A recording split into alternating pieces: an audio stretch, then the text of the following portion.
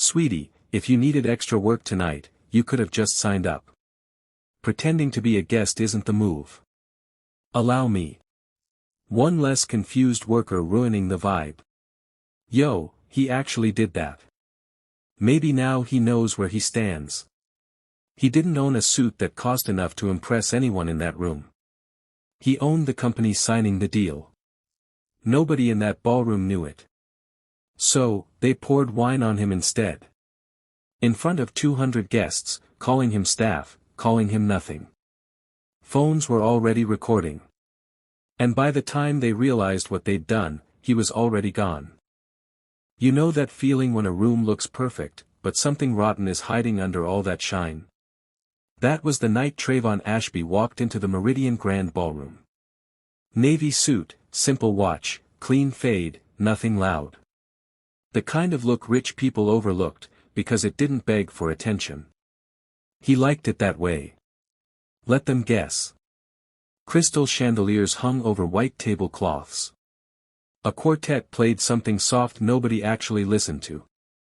Every screen in the room glowed with one logo, spinning slow, NovaCore Dynamics. Their $750 million deal with a mystery investor was the only thing anyone talked about. Staff whispered it in the hallway. Guests bragged like they already owned a piece of it. Trevon moved through the crowd slow, hands in his pockets, eyes scanning faces. Security had already stopped him at the door. The guard looked him up and down. You with catering, sir? Trevon just smiled and held up a black card with a silver seal. The guard stepped back, red-faced. But the damage was already done, because inside the same energy followed him everywhere. Two women in sequins clutched their bags tighter when he passed, like he might bump into them. A man in a tux cut in front of him at the bar. Staff lines over there, right? Trevon didn't answer. He just stepped aside and ordered water. If tonight went the way he planned, he wouldn't need to explain a single thing. At the far end of the room, the host tapped the mic and cameras swung toward the stage. Ladies and gentlemen, welcome to the NovaCore Dynamics Gala. Applause rose like a rehearsed reflex. Trevon stood near a marble column, close enough to see everything, far enough to be invisible. Tonight, we celebrate a historic partnership, the host said, smiling too wide. $750 million, a deal that will reshape this city, maybe the whole market. You could feel the greed thicken in the air.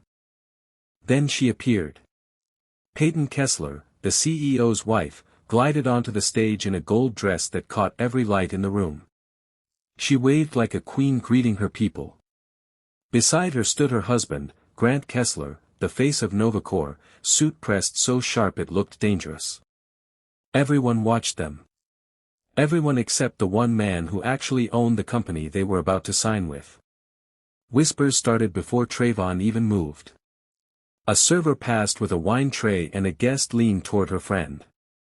That guy keeps popping up where he shouldn't. Bet he's trying to blend in. Her friend laughed under her breath. Cute suit, though. Trevon ignored it. He kept his steps easy, his face calm.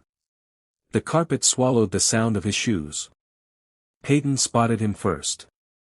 Her smile curled slow, like she'd found a target she'd been hunting for all night.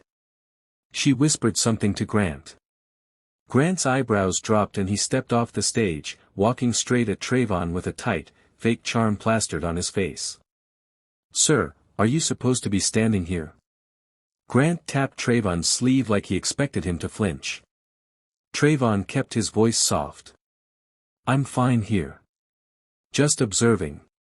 Grant chuckled. Observing? Right.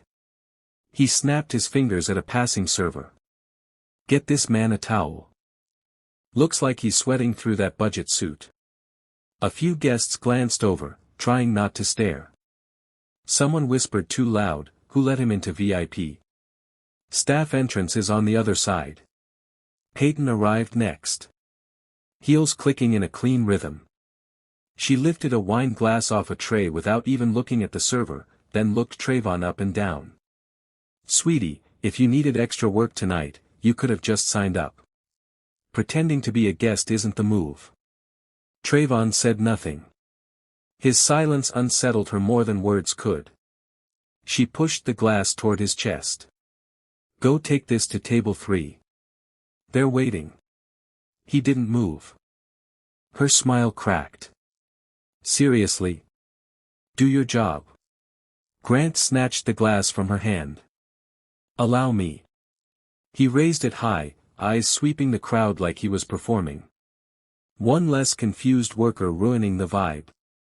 Then he tipped the glass forward and poured it straight down Trevon's chest. The wine hit warm and sharp. It slid down his collar in dark red lines. Gasps cracked through the room. Someone whispered, "Yo, he actually did that." Phones lifted. Someone was already recording. Peyton laughed under her breath. Maybe now he knows where he stands. Trevon wiped his jaw with 2 fingers, slow and controlled. He straightened his jacket, turned, and walked toward the exit without saying a single word. A server whispered as he passed, "That man just walked out like he owns this whole place." Nobody believed it, not yet. The hallway outside felt cooler, almost silent after the noise he'd left behind. Trevon walked steady, fingertips brushing the wine stain spreading across his jacket. He breathed once, slow, then pulled out his phone. The screen lit his face. He tapped one contact. A voice answered instantly. "Ready for instructions, sir." Trevon's voice stayed low. "Pull the offer. Freeze every channel. Announce it now." "Understood." The call ended. No emotion, just motion. A couple near the elevator watched him, half recognizing him from somewhere they couldn't place. "That's the guy they drenched," the woman murmured. He didn't react. Her husband shook his head. Rich folks never expect the quiet ones to bite back. The elevator hummed with soft music that faded into the walls. Trevon's reflection stared back at him. Steady eyes, calm jaw, wine soaking into fabric. A second message buzzed.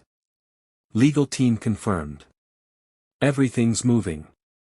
When the doors opened, the lobby buzzed with guests stepping out for calls and gossip. Someone spotted the stain on his shirt. "That's him," another voice near the bar muttered. "Something's off about that guy. You don't walk like that unless you're somebody." Trevon didn't slow down. Outside, the cold air sharpened his thoughts.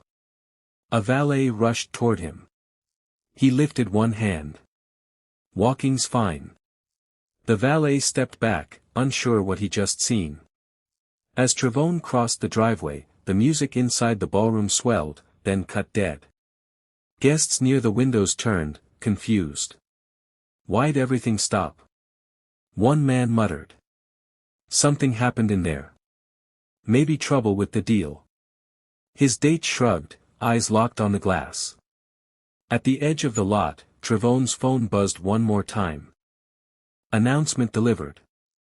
Partners notified. He locked the screen and slid it into his pocket. Behind him, the glass doors burst open. Voices spiked. Chairs scraped against marble. A wave of panic rolled through the lobby. Trevon didn't turn around. He stepped into the streetlight, shoulders loose, face unreadable, walking with the same quiet certainty he'd carried all night. Behind him, in the ballroom he just left, the first tremor of the fallout was only beginning. Inside, everything broke at once. The music cut mid-note. Screens flickered. The host froze, smile still half-raised.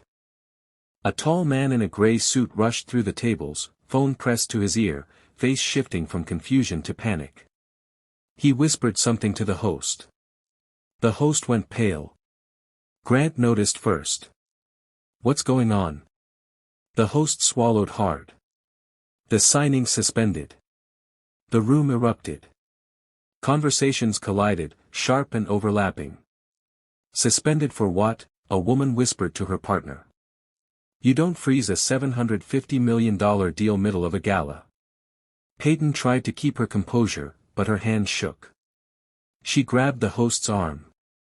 "Who gave that order?" The host looked almost scared to answer. "It came from the top. Directives final." Grant's jaw locked. "I'm the top." The host shook his head. "Not tonight." Across the room, executives stared at their phones as alerts stacked up, each one worse than the last. "Every account tied to NovaCore just got frozen," someone blurted. Another voice cracked in. "Investors are pulling out. My screen's all red." Gasps rippled through the crowd. Cameras clicked again. Even the servers stopped moving. Then, someone near the doors tapped a friend's shoulder. "Look at this." The friend leaned in, eyes going wide. "Wait, isn't that the guy they poured wine on?" A video played on a phone screen. The clip showed Grant tipping the glass, the splash landing clean, Peyton smirking beside him, the caption underneath read, "They humiliated a man they thought was staff." He walked out like he owned the place. The clip spread through the room like fire through dry grass. Guests stared at their screens, then at Grant, then back at their screens. Phones lifted everywhere. Silence turned sharp.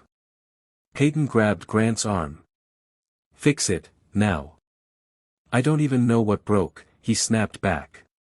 Her voice cracked. "Someone did this on purpose." A new alert lit up the main display screens behind the stage. NovaCore Dynamics contract terminated. Grant blinked hard, like the words might rearrange themselves. No warning. No negotiation. Just gone. A board member stormed toward him, face bloodless. "This is catastrophic. Do you have any idea who you offended tonight?" "I offended no one," Grant barked. "You offended the man who funded this entire deal." Peyton's breath caught. "Who?" The board member's voice dropped low, like saying the name too loud might make it worse. "Trevon Ashby." Grant's face drained of every ounce of color. "He owns the partner company," the board member added, "all of it. Every share." A gasp rolled across the hall. A server near the wall whispered to another, "Told you he didn't walk like staff." The second server whispered back, "They messed with the wrong man tonight. Badly."